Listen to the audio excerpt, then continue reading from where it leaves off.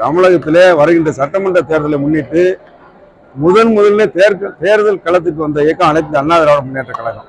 என்று சொன்னால் எந்த தலைவரும் கூட்டணிகளை பற்றி கவலைப்படுகின்ற கட்சிகளின் மத்தியில மக்களை மட்டும் நம்பி தேர்தல் களத்துக்கு வந்த ஒரே தலைவர் எங்களுடைய பொதுச் செயலாளர் முன்னாள் முதலமைச்சர் இன்றைக்கு எதிர்க்கட்சி தலைவர் எடப்பாடியார். ஜூலை மாதம் 7ஆம் தேதி துவங்கி இன்றைக்கு 154வது தொகுதியாக இன்றைக்கு நீலகிரி மாவட்டத்தில் 300 தொகுதியில் தன்னுடைய பிரச்சாரத்தை நிறைவு செய்திருக்கின்றார். இது எதை காட்டுகிறது என்று சொன்னால் மக்கள் மீது உள்ள நம்பிக்கை அனைத்து அண்ணா திராவிட முன்னேற்ற கழகத்துக்கு மட்டும்தான் உண்டு. கூட்டணி என்பது தேர்தல் நேரத்தில் அமையும், இன்னும் காலம் இருக்கின்றது. கடைசி நேரத்தில் கூட கூட்டணியில் வரலாம், சேரலாம், இருக்கின்ற கூட்டணி கூட பிரியலாம். ஆனால் மக்கள் மன்றத்தை மட்டும் நம்பி மக்களை சந்திப்பதற்கு வந்த இயக்கம் அனைத்து அண்ணா திராவிட முன்னேற்ற கழகம். அவருடைய தலைவர் எங்களுடைய எடப்பாடியார். அதே போலதான் இன்றைக்கு வடக்கு மாவட்டத்தில் நடைபெற்ற நிகழ்ச்சியை போல தமிழகம் முழுவதும் உள்ள அனைத்து வாக்குச்சாவடிகளும் ஏற்கனவே 68,000 வாக்குச்சாவடிகள் இருந்தது. இப்பொழுது ஒரு 7,000 வாக்குச்சாவடிகள் அதிகரிப்பதாக தகவல் வந்திருக்கின்றன. இத்தனை வாக்குச்சாவடிகளிலும் ஒவ்வொரு வாக்குச்சாவடியிலும் பாக முகவர்களை நியமித்து, பூத் ஏஜென்ட்களை நியமித்து அவர்களை பயிற்றுவித்து இந்த ஆட்சியின் விடிய ஆட்சியின் அவலங்களையும் தேர்தல் வாக்குறுதியால் ஏமாற்றப்பட்ட நிலைகளையும் இன்றைக்குள்ள நிலவரங்கள் அரசியல் நிலவரத்தை விட தமிழகத்தினுடைய கள நிலவரத்தை, விலைவாசி உயர்வு, சட்டம் ஒழுங்கு குட்டிச்சுவராகி, இன்னும் போதைப் பொருள் நடமாட்டத்தினால் பாலியல் வன்கொடுமை, கொலை, கொள்ளை, கற்பழிப்பு போன்ற அன்றாட நிகழ்வுகளை மக்களுக்கு எடுத்து செல்ல இன்னைக்கு பூத் கமிட்டி பணிகளை செய்கின்ற ஒரே இயக்கம் என்று சொன்னால் அதுவே அனைத்து அண்ணா திராவிட முன்னேற்ற கழகம் தான் முன்னெடுத்து அந்த பணியை செய்து கொண்டிருக்கின்றோம். மக்கள் மீது எங்களுக்கு நம்பிக்கை இருக்கின்றது, எங்கள் மீது மக்களுக்கு நம்பிக்கை இருக்கின்றது என்பதைத்தான் இது காட்டுகிறது என்பதை நான் இந்த நேரத்தில் மகிழ்வோடு தெரிவித்துக் கொள்கிறேன். ஒவ்வொரு தொகுதியா சட்டமன்ற தொகுதியா பிரச்சாரம் போறாரு, மக்கள் கூட்டம் வருது. ஆனா நடிகர் விஜய் மாவட்டத்தில் ஒரு இடத்துல கூட்டம் நடத்தாரு. ஆனா எங்களுக்கு திமுகவுக்கு தான் போட்டி, வேற யாருமே நடுவில் இல்லைன்னு சொல்லி தொடர்ந்து வலியுறுத்திட்டு இருக்காரு. வேற எடப்பாடியாரே விமர்சனம் பண்ணிட்டு இருக்காரு. அதுக்கு இல்ல, அவர் சொல்றது சரிதான். திமுகவுக்கு தாவகாவுக்கு இடையில தான் போட்டி. அது எதற்குன்னா 2வது இடத்துல யார் எதிர்கட்சியாக வரப்போகிறார்கள் என்பதற்கு தான், இந்த 2வது இடத்துக்கு தான் திமுகவுக்கு இன்றைக்கு தாவக தான் போட்டி என்ற நிலையில் தான் தமிழகத்தில் இருக்கின்றது. முதலிடம் என்பது எடப்பாடியார் முதலமைச்சர் என்பது இன்றைக்கு முடிவு செய்யப்பட்ட விஷயமாக நாங்கள் முடிவு செய்யவில்லை, கூட்டணி கட்சிகள் முடிவு செய்யவில்லை, இன்னும் சொல்லப்போ மக்கள் முடிவு செய்து விட்டார்கள். எனவே அனைத்து இந்திய அண்ணா திராவிட முன்னேற்ற கழகம் வெற்றி பெறப் போகின்றது, தனி பெரும்பான்மையோடு ஆட்சி அமைக்கப் போகின்றது. முதலமைச்சராக எடப்பாடியார் நிச்சயமாக வருகின்றார். அந்த 2வது இடத்துக்கு போட்டி என்பதைத்தான் அன்பு சகோதரர் நண்பர் விஜய் சொல்லியிருக்கின்றார் என்பதுதான் இன்றைக்கு நிலைப்பாடு.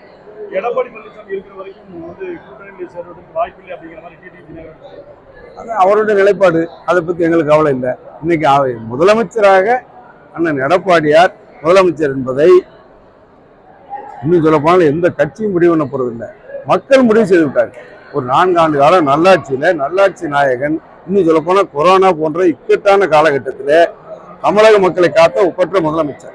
குடிமராமத்து பணி என்ற அற்புதமான திட்டம், 7.5% இடஒதுக்கீடு என்பது ஒரு மகத்தான எடப்பாடியார் சிந்தனையில உதித்த அவர் அரசு பள்ளியில படித்த காரணத்தினால் இன்றைக்கு கிராமப்புற மாணவ செல்வங்கள் 2500 மேற்பட்ட மாணவ செல்வங்கள் சாதாரண குடிப்பட்ட அடித்தட்டிலே வாழ்கின்ற குடும்பத்தைச் சேர்ந்த மாணவ செல்வங்கள் இன்றைக்கு மருத்துவர் ஆயிருக்கார் என்று சொன்னால் இது வரலாற்று புரட்சி. இப்படி எத்தனை திட்டங்களை, அதே மாதிரி மாண்புமிகு அம்மாவுக்கு தாலிக்கு தங்கம், இன்றைக்கு தங்கத்தின் விலை என்ன? அம்மாவில் இருக்கின்ற காலத்தில் 1/2 பவுன்ல தாலிக்கு தங்கம் கொடுத்தார்கள். ஆனால் எடப்பாடியார் 1 பவுன்ல தாலிக்கு தங்கம் கொடுத்து தாய்மார்களுடைய கனவை நனவாக்கி திருமண வாழ்க்கையில ஒளியேற்றி வைத்தார்கள். அது மட்டும் இல்ல, தைப்பொங்கலுக்கு 2500 ரூபாய். அதுபோல் கொரோனா காலத்தில் மக்கள் பாதிக்கப்பட்ட நேரத்தில் 6 மாதத்திற்கு விலை இல்லாமல் அனைத்து ரேஷன் கடைகளிலும் பொருட்களை கொடுத்தோடு 6 மாதம் 1000 ரூபாய் நிவாரணத் தொகை. அனைத்து மக்களுடைய நன்மதிப்பை பெற்று இன்றைக்குத்தான் நிழலின் அருமை வெயிலுக்கு சென்றால்தான் தெரியும் என்று சொல்லி இன்றைக்கு அதிமுக ஆட்சியினுடைய அருமை பெருமை எல்லாம் இந்த வெடியாட்சி வந்த பிறகு இன்றைக்கு மக்கள் உணர்ந்திருக்கின்றார்கள். மக்கள் அதிருப்தியின் உச்சகட்டத்தில் இருக்கின்றார்கள், வெறுப்பின் விளிம்பில் இருக்கின்றார்கள். திராவிட முன்னேற்ற கழகத்திற்கு முடிவு கட்டுகின்ற தேர்தலாக இந்த தேர்தல் இருக்கும். எடப்பாடியார் முதலமைச்சராக வருவார். செல்வ பெருந்தகை தான் இருக்கக்கூடிய கட்சிக்கு விசுவாசமாக இருக்கட்டும் என்று எடப்பாடி பழனிசாமி கூறியதற்கு எடப்பாடி பழனிசாமி முதல்ல பிஜேபியோட கூட்டணி வச்சிருக்காங்க, ஊழல் கட்சி ஏடிஎம்கே ஏன்னா பிஜேபி விமர்சிச்சாங்க. தான் இருக்கக்கூடிய கட்சிக்கு விசுவாசமா இருங்க என தொண்டர்கள் பற்றி சொல்றாங்க. நீங்க இருங்க அடுத்தவங்க விமர்சிங்கன்னு சொல்லி சொல்றாங்க. செல்வ பெருந்தகை பத்தி எல்லாம் தெரியுமே. சட்டமன்றத்தில் அவர் காங்கிரஸ் பற்றி பேசுகிறோட திமுக அரசுக்கு ஜால்ரா போடுறதா வழக்கமாக வச்சிருக்காரு. நானும் சட்டமன்றத்தில் தான் இருக்கேன், எங்கள் அருகிலே தான் அமர்ந்திருக்கேன். அவர் பேசுகின்ற நேரத்தில் ஒரு காலத்திலேயாவது இந்த அரசின் தவறுகளை ஒரு எதிர்க்கட்சி என்ற முறையில் சுட்டி காட்டிய வரலாறு உண்டா? நாட்டில் இன்னும் சொல்ல போனால் செல்வ பெருந்தகை ஒரு பெரிய தேசிய இயக்கத்தின் தலைவராக இருக்கின்றார். அங்கே ஒரு மக்கள் குடிக்கின்ற ஒரு நீரில் மலம் கலக்கப்பட்டு அது இன்றும் அந்த அந்த பிரச்சனை இன்றும் தீர்ந்து பாடில்லை. அது என்ன ஒரு இந்த ஆமா அந்த இதுல அந்த இதுக்கு இன்றைக்கும் தீர்வு வந்த பாடு இல்லை. அதுபோல காங்கிரஸ் கட்சியை சேர்ந்த ஜெயக்குமார் நெல்லை மாவட்டத்தை சேர்ந்தவர்,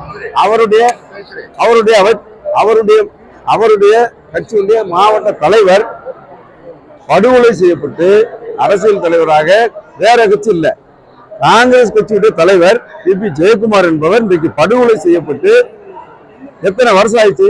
2 வருஷத்துக்கு மேல ஆயிடுச்சு. 2 வருஷத்துக்கு மேல இதுவரை கொலையாளிகள் கண்டுபிடிக்கப்படவில்லை, கொலைக்கான காரணம் கண்டுபிடிக்கப்படவில்லை. இதற்கு கூட கேட்பதற்கு துப்பு இல்லாத திராணி இல்லாத ஒரு தலைவர், தன்னுடைய கட்சியுடைய ஒரு மாவட்ட தலைவர் இந்த ஆட்சியிலே வெட்டி படுகொலை செய்யப்பட்டிருக்கின்றார். தலைநகர் டெல்லியில, தலைநகர் சென்னையில ஆம்ஸ்டாங் என்பவர் பிஎஸ்பியுடைய மாநில தலைவர் வெட்டி படுகொலை செய்யப்பட்டு அந்த வழக்கை கூட இன்றைக்கு உயர்நீதிமன்றம் சிபிஐக்கு பரிந்துரை செய்யப்பட்டிருக்கின்றது இந்த ஆட்சியில. இதையெல்லாம் கேட்கறதுக்கு துப்பு இல்லாத காங்கிரஸ் தலைவராக, சட்டமன்ற கட்சி தலைவராக மட்டுமில்லாமல் காங்கிரஸ் கட்சியின் தலைவராக இருக்கின்ற செல்வ பெருந்தகைக்கு அதிமுக எடப்பாடியாரை பற்றி பேசுவதற்கு அருகதை இல்லை, யோகியதை இல்லை. எடப்பாடியார் வந்து பிஜேபி மொழியில பேச ஆரம்பிச்சிட்டாங்க அப்படின்னு குற்றம் யார் சொல்றாங்க? காங்கிரஸ் மற்ற கட்சி வந்து காங்கிரஸோட அட்மின் வந்து திமுக ரெண்டு கொஞ்சம் இன்னைக்கு காங்கிரஸ் கட்சியை தான் திமுக விழுங்க பார்க்கிறது என்பது இன்னைக்கு பொதுச்செயலர் எங்களுடைய அண்ணன் எடப்பாடி அவர்கள் சொல்லியிருக்காங்க. அது இன்னைக்கு நிதர்சனமான உண்மையாக கரூரில் ஒரு மாவட்ட மகளிர் அணி தலைவியை காங்கிரஸ் உள்ள இன்னைக்கு கூட்டணியில் இருக்காங்க. திமுக ஆட்சிக்கு வர வேண்டும் சொல்லி காங்கிரஸ் அந்த கூட்டணியில் பங்கேற்கிறது. ஆனால் காங்கிரஸ் மாவட்ட மகளிர் அணி தலைவியை இன்னைக்கு திமுக சேர்த்திருக்காங்க. அதுல நொந்து நூலாகி காங்கிரஸ் எடப்பாடி சொன்னது மிக மாண்பு, எடப்பாடி அவர் சொன்னது மிக சரி. காங்கிரஸ் திமுக விழுங்கி கொண்டிருக்கின்றது சொன்னார்கள். அது இன்றைக்கு நேசமான உண்மையாக இருக்கிறது. எனவே காங்கிரஸ்காரர்கள் எச்சரிக்கையாக இருந்தால் சரி. ஒரு மக்கள் இயக்கம் அந்த மொழியிலே தான் இன்றைக்கு அவருடைய குரல் ஒலித்துக் கொண்டிருக்கின்றது.